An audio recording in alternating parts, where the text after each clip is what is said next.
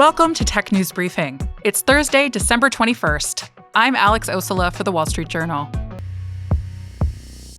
Let's say I'm buying myself a nice winter coat online.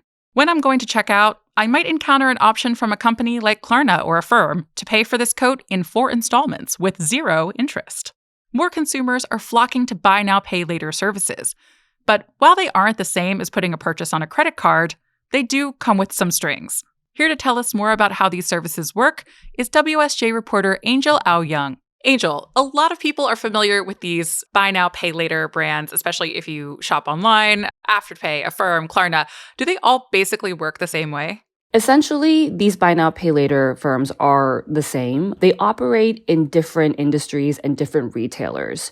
So specific retailers like Walmart might have a partnership with Affirm where they only offer Affirm as the buy now, pay later checkout option. But they are more or less the same.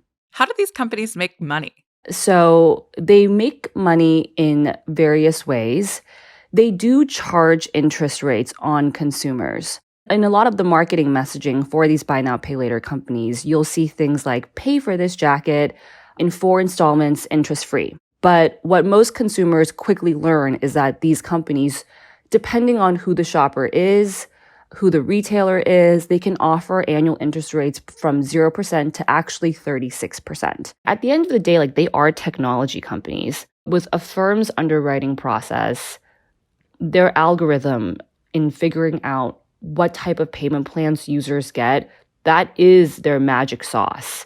And that's proprietary. They don't share that with the public. The other way is you've got these retailers who will actually pay a fee to these buy now, pay later companies so that they can offer 0% interest rates or lower interest rate payment plans to shoppers. And the reason why retailers would want to pay these firms a fee is if you can offer shoppers a payment plan with a 0% interest rate, and it allows them to stretch out that form of payment instead of instantly pay for it, that actually helps drive and convert more sales for the retailers. Do these companies check your credit? So they do pull soft credit checks on shoppers. And soft credit checks are designed to not appear on your credit report, but it pulls some information that's similar to a hard credit check, which are checks that you would usually need for applying for a traditional credit card or a mortgage loan.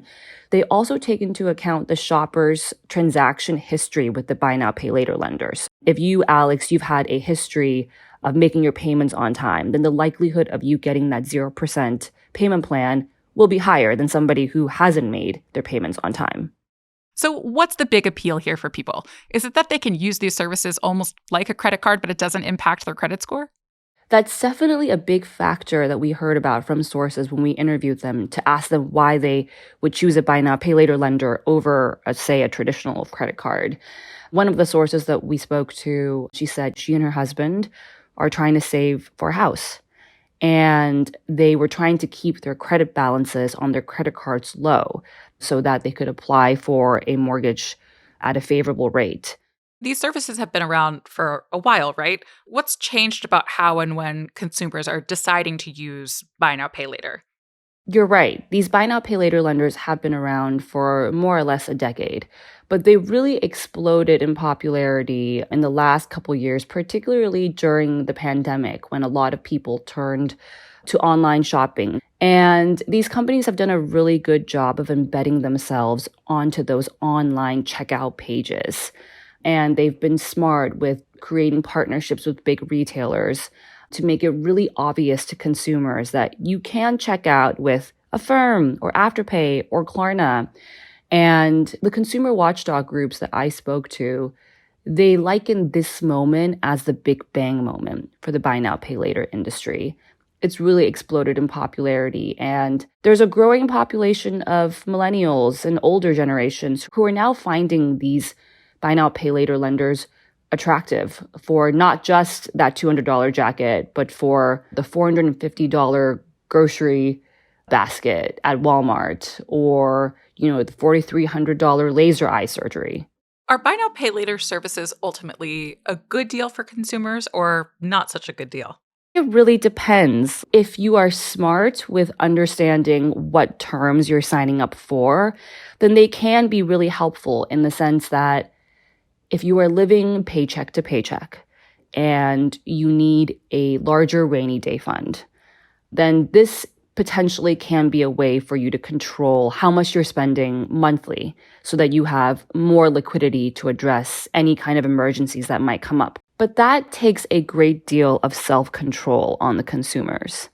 And essentially what these buy now, pay later lenders are doing are they're giving an opportunity for consumers to potentially overextend themselves.